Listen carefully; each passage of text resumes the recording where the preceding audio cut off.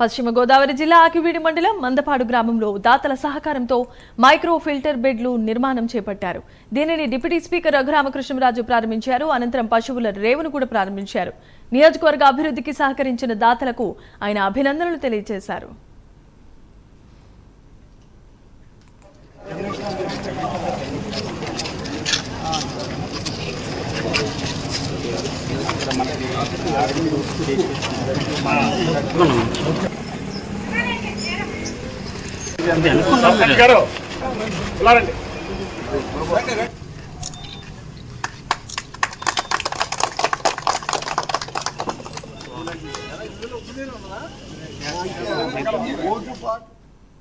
లీటర్ల micro filter ఏర్పాటు చేయడం జరిగింది. ఈ రోజుతో ఇక్కడ తాగునీటి సమస్యకి శాశ్వత పరిష్కారం ఈ రోజు నుంచి ఉంటుంది.